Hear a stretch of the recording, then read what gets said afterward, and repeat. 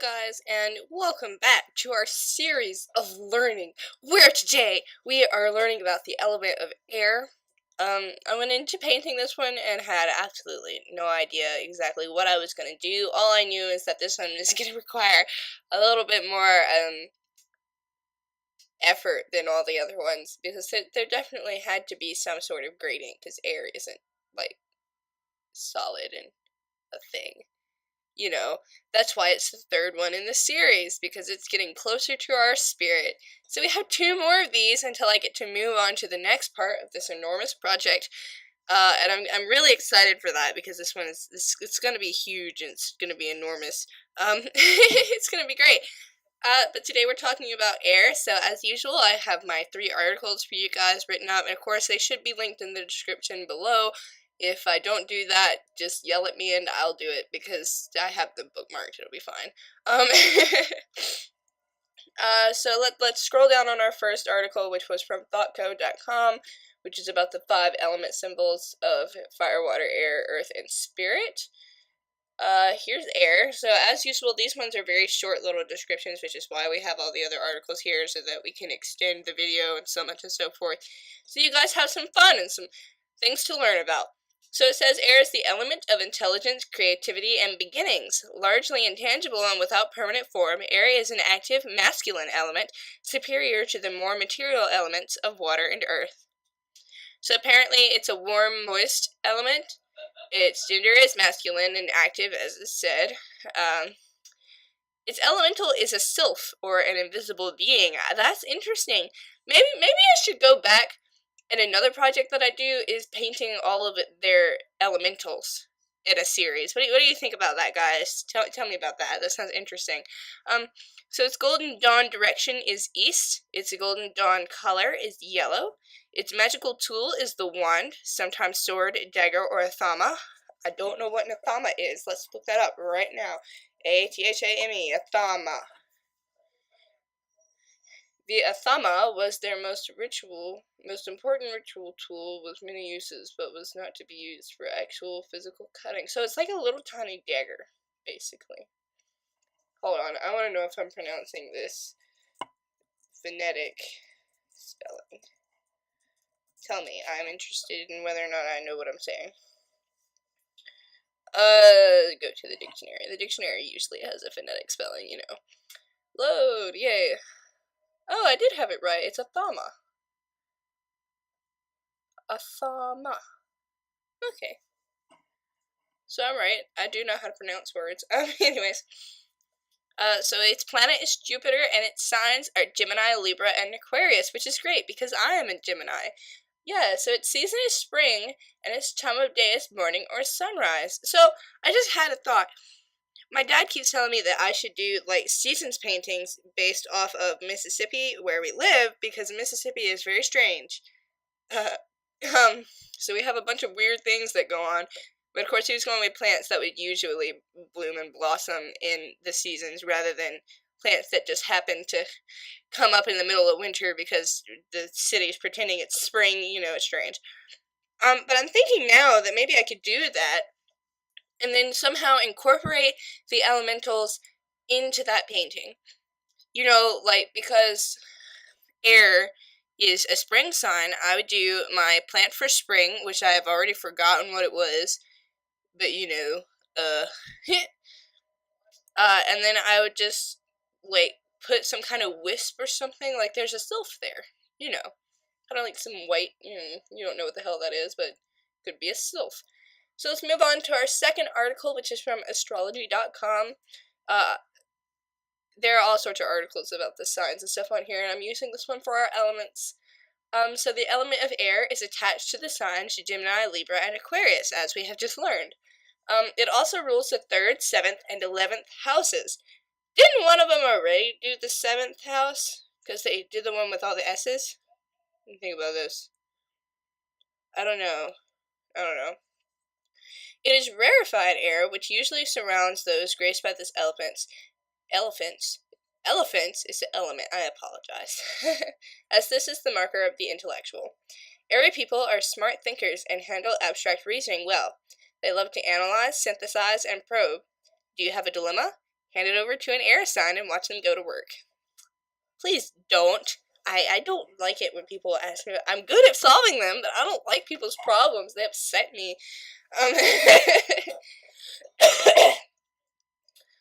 Air signs are also about communication. These individuals want to get the word out, and it's not likely to be fluff. They are alert, curious, and perceptive.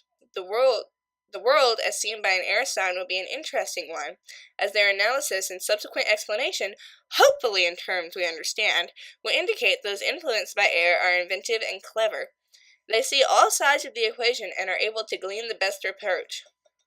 Balance is important to these airy folk. Airy folk. I love that. So, are the air signers fresh as a summer breeze, or are they howling like the wind? Probably both, depending on when you catch them. While these folks are often calm and collected, they can turn cold if their equilibrium is upset. A word to the wise: there's little upside in baiting an air sign. Another plus with air is that it manifests itself in a most humane way. Those influenced by air can truly wear another's shoes, as it were. They are objective, cooperative, and really want to help make a better world. There's no prejudice with these folks, just a bright and shiny idealism that can accomplish much. Air signs are communicative, intellectual, clever, and fair. They can blow hot and cold, though beware of a chilly draft. So that's kind of interesting. I mean, kinda, I guess. I act like that. As a Gemini, I have a double personality, apparently, and I'll be honest, that's true. So if we go on to our houses, so let's see if I can remember. It's the 3rd, 7th, and 11th. So just like last time, we're going to start with their circle here. So the third one says the mind, thinking, communication, siblings, social activity / interests, neighbors, and early education. The 7th says relationships, marriage, contracts, business partners, equality, sharing, and interpersonal style. I swear to God, we've already done that one. This is getting slightly confusing. And what was the other one again? 11th, the 11th house. Groups, friends, social awareness, humanitarianism, technology, hopes, and wishes the future. Okay, so let's go down to the third one now. So the third house rules all forms of communication: talking, thinking, gadgets, and devices, cell phones, papers, instant messenger, etc. The third house also covers siblings, neighborhoods, local travel, libraries, schools, teachers, and community affairs, and is ruled by Gemini. So this is my house! Oh, I love it! Anyways. So the 7th house is the sector of relationships and other people. It governs all partnerships, both business and personal, and relationship-associated matters like contracts, marriage, and business deals, ruled by Libra. I still really think that we've already done this one, but I don't know. And the 11th house rules teams, friendships, groups, society, technology, video and electronic media, networking, social justice, rebellion, and humanitarian causes. It also rules originality, eccentricity, sudden events, surprises, invention, astronomy, science fiction, and all things futuristic, ruled by Aquarius. Well, that is good to know that this house is ruled by Aquarius. Sounds great to me that this house is ruled by Aquarius. I want to rule that house, but I can't because I get to rule all the communication instead. That's fabulous. I guess I'm good at communicating. I'm really not, but I guess I am. So yeah, that was air. This kind of interesting to know about. So while we're here and we have a little bit of extra time, I do have to talk to you about a thing, because things are great. So I got hand-delivered a letter in the middle of my second class of the day sometime last week, telling me that I've been accepted to the National Honor Society. And I was like, well, what the fuck is that? Okay. So I looked it up, and I was like, oh, it's like Beta Club, but fancier. My dad laughed at that one. I think that's kind of a funny way to describe it, but it's true. It's like Beta Club, but fancier. And I was like, whoa, that's interesting.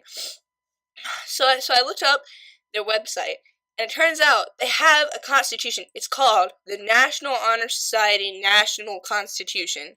And it's on their official website, so I was reading through it, I was looking at it, and apparently we were required to do one service project with the whole chapter, and one by yourself, at least once a year. And I was like, okay. So I thought about it, and I figure I could do, like, an art gallery thing that has a $2 admission, so it'll be servicing the school, because the school gets the fucking money, right?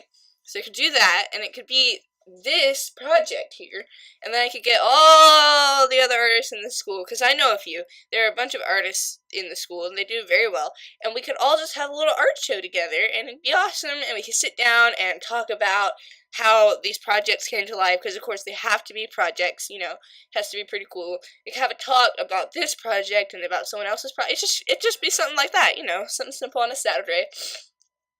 It'd be really cool, you know, stuff.